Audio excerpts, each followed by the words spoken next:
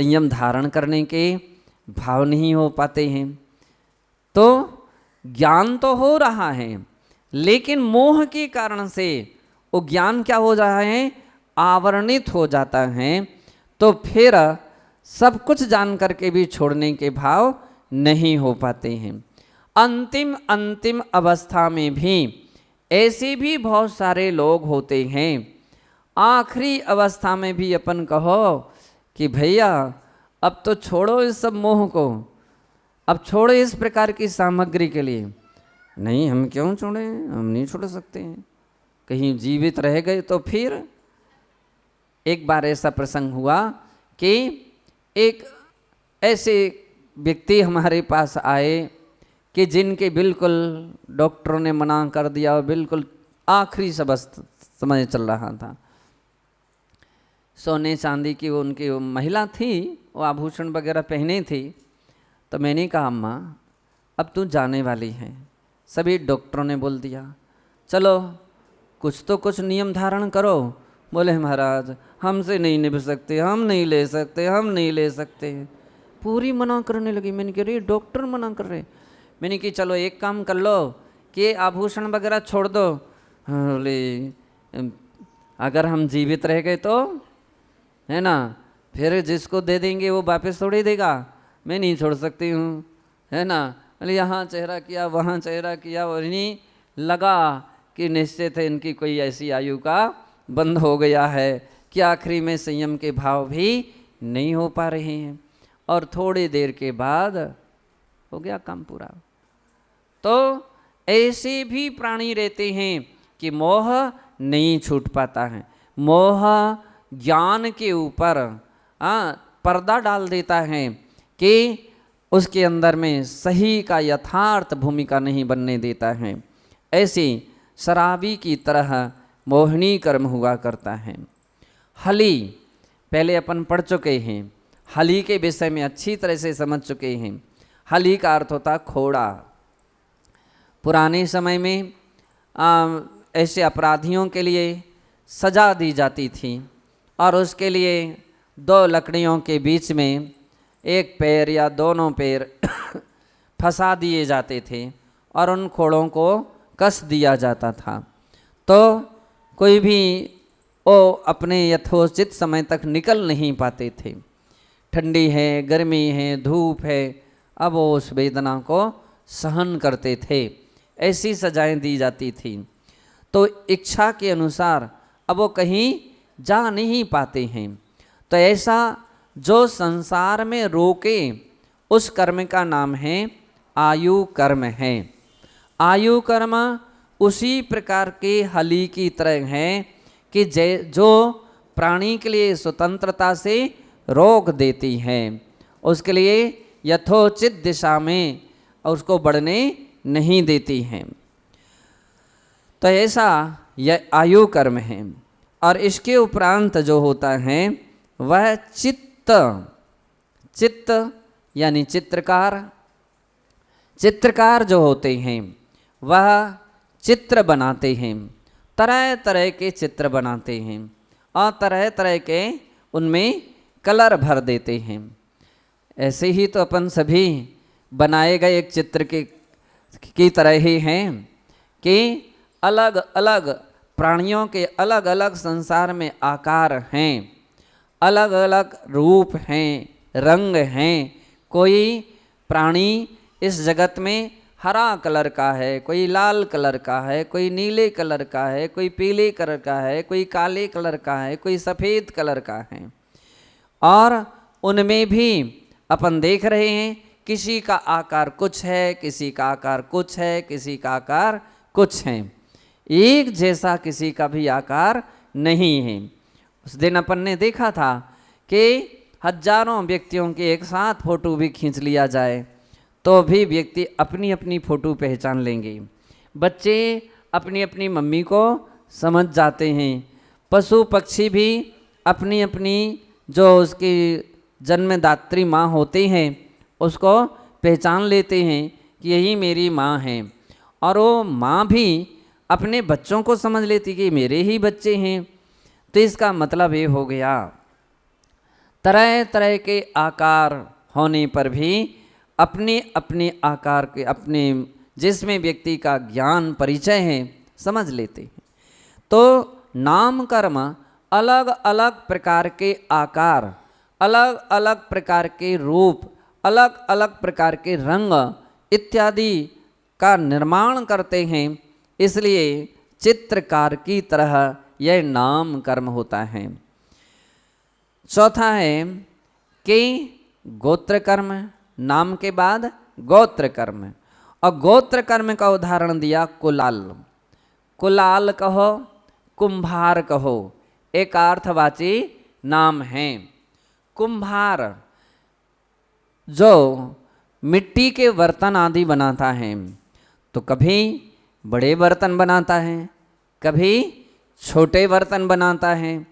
तो तरह तरह के छोटे अथवा बड़े बर्तन जिस प्रकार से बनाता है, ठीक इसी प्रकार से गोत्र कर्म होता है, जो प्राणी को उच्च और नीच कुलों में उत्पन्न कराता है। कोई एक ऐसे प्राणी होते हैं उच्च कुल में जिनका जन्म हुआ है, कुछ ऐसे भी प्राणी होते हैं जिनका नीच कुल में जन्म हुआ है। अब ऐसा क्यों हुआ? एक दिन एक बच्चा आकर के मेरे पास रोने लगा, बहुत रोने लगा। मेरा जन्म ऐसा क्यों हुआ, छोटी जाति में क्यों हो गया, इस परिवार में क्यों हो गया। मैंने कहा देखो भैया, यही तो अपना गोत्र कर्म है। ऐसा ही तुमने कोई ना कोई कर्म किए होंगे, और वो तो अपने यहाँ कहाँ पर आत्मनिंदा प्रशंसे, जिस कारण से तुम्हारा ऐसे कुल में जन्म हुआ। मैं उच्च कुल में क्यों नहीं उत्पन्न हो सका? तो आपने ऐसा काम ही नहीं किया था कि जिससे तुम्हारा जन्म उच्च कुल में हो सके। तो ऐसा एक गोत्र कर्म होता है जो छोटी अथवा बड़ी ऊंची जातियों में जन्म देता है, जन्म कराता है। अंत का है भंडारीणम।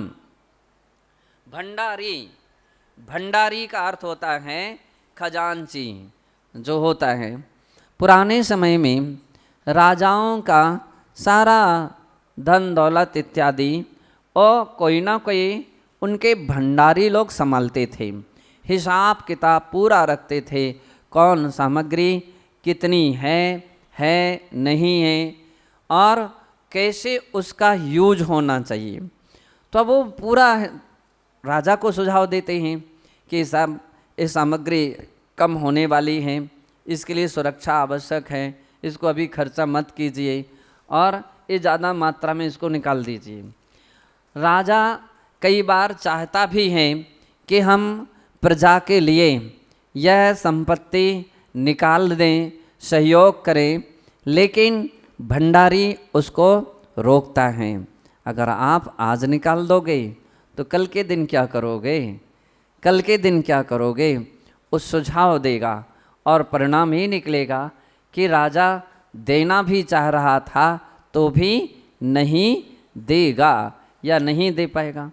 तो भंडारी है और देने से क्या करता है, रोकता है। प्रतिशत बढ़ना चाहिए, खजाना बढ़ना चाहिए, घटना नहीं चाहिए, ऐसा वह भंडारी होता है। तो आचार्य महाराज ने कहा जह एदेसिम भावा, इन इन प्राणियों के जैसे भाव होते हैं तह भी कम्मा मुड़ी अबवा, तह यानी तथा, उसी प्रकार से कम्मा यानी कर्मों को, मुड़ी अबवा यानी जानना चाहिए। इस प्रकार से यह गाथा यहाँ पर कही गई है और अपन को इसको अच्छी तरह से समझने की कोशिश कीजिए। जय बोलिए महावीर भगवान की। जिस देश में, जिस समाज में, जिस धर्म में, जिस नगर में, जिस ग्राम में और जिस परिवार में रहते हैं, उसके प्रति हमारा गौरव होना चाहिए। हम उसके लिए, उसकी खुशहाली के लिए अपना समर्पण करते हैं। 15 अगस्त इस बात का संकेत है कि हमारे देश के लिए स्वाधीनता दिलाने में और स्वतंत्रता में बहुत अनेक महापुरुषों का बहुत बड़ा योगदान रहा। और एक ऐसे देश के विषय में दिगंबर जैनाचार्यों ने भी अपनी अहम भूमिका प्रस्तुत की है। जैनाचार्य पूज्यपाद महाराज हुए, उन्होंने शांति भक्ति में कुछ प्रस्तुति दी है और वे लिखते हैं, संपूजकानां प्रतिपालकानां यतीन्द्र सामान्य तपोधनानां देशस्य राष्ट्रस्य पुरस्य राज्ञः करोतु शांतिं भगवत जिनेन्द्रः। वे भगवान जिनेन्द्र के विषय में कहते हैं कि जितने भी इस जगत के प्राणी हैं, उन प्राणियों के लिए, हमारे देश के लिए, हमारे देश के जो राजा और देश की जो प्रजा है, उन सभी के लिए हे जिनेन्द्र शांति प्रदान कीजिए, सभी में सुख समृद्धि भर दीजिए। एक ऐसे ऊंचे विचार जहाँ पर आचार्यों ने प्रस्तुत किए हों, निश्चित है उस देश पर हमारे लिए गर्व है।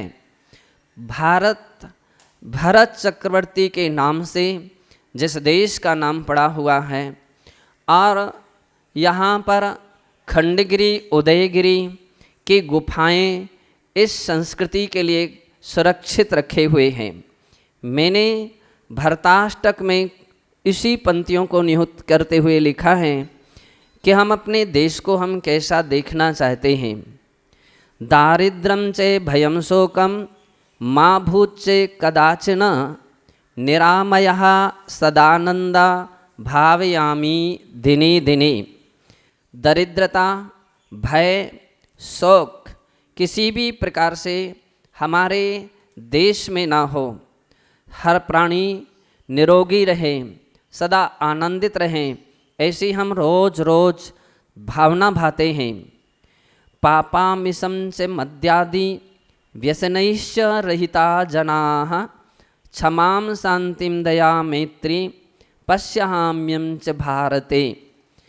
पापामिशम, हमारा देश का प्राणी, हमारा देश का हर नागरिक पाप से दूर रहे, मांसादि से और मद्य आदि के व्यसनों से दूर रहे, और हर प्राणी में क्षमा, शांति, दया और मैत्री हो। मैं ऐसे भारत के लिए देखना चाहता हूँ। आध्यात्मिक दृष्टि से हम यही चाहते हैं, अगर अच्छे मार्ग पर हम बढ़ेंगे तो हमारी आत्मा भी स्वाधीन और स्वतंत्रता को प्राप्त कर सकती हैं, और सच्चे और अच्छे मार्ग पर बढ़ कर के हम स्वतंत्र और स्वाधीन हो सकते हैं। अगर हम स्वतंत्र और स्वाधीन हुए तो मुझे लगता है कि निश्चित है हमारा देश भी बहुत उन्नति और तरक्की करेगा। आज अन्य वर्षों की अपेक्षा यह नया वर्ष जो युग चल रहा है, ये बहुत अच्छा प्रगतिशील युग चल रहा है। मैं चाहूँगा हमारे देश में ऐसी अमन और शांति का, धर्म, दया का, करुणा का, अहिंसा का निरंतर विकास होता रहे। एरिया समिति का व्याख्यान चल रहा है और पूज्य आचार्य श्री कुंद देव मूलाचार के माध्यम से अपनी विषय का प्रतिपादन करते हैं, और वे बतला रहे हैं कि एरिया समिति क्या कहलाती है। सामान्यतः संक्षेप में व्याख्यान किया, अब उसी का विस्तार से व्याख्यान चल रहा है। कल परसों अपन सभी इस बात को देख रहे थे कि मुनिजन दिन में विहार करते हैं और जमीन को देख कर के विहार करते हैं, साथ ही मार्ग से विहार करते हैं। लेकिन रास्ते में हर किस्म की परिस्थितियां आती हैं, तो ऐसी परिस्थितियां क्या क्या संभव हैं और उन परिस्थितियों में वे कैसे गमन करते हैं तो बतलाते हैं। पुनरपि श्लोकत्रयेण मार्ग शुद्धि स्वरूप प्रतिपादयन आह। फिर भी पुनः 3 श्लोकों के द्वारा या 3 गाथाओं के द्वारा मार्ग शुद्धि के स्वरूप का प्रतिपादन करते हुए 304 नंबर की गाथा में कहते हैं, सैडम जान जुग्गम सैडम जान जुग्गम वा रहो वा एव मादिया बहुसो जेण गच्छन्ति सोमग्गो फांसुओ हवे। यहाँ पर कहते हैं जीर्ण, जिस मार्ग से, मार्ग शब्द अनुवृत्ति से चला आ रहा है, प्रकरण मार्ग का है, तो मार्ग यानी रास्ता, जिस रास्ते से शयनम, शयनम यानी सकटम, सकट का अर्थ होता है बैलगाड़ी, जहाँ से निकल चुकी हैं। जान यानी यान, यान का अर्थ है कि 4 चक्के की, 2 चक्के की और भी ऐसे यान वाहन निकल चुके हैं। ऐसे जुग्गम और 2 व्यक्तियों से ले जाने वाली पालकी अथवा साइकिल इत्यादि जहाँ से निकल चुकी हैं।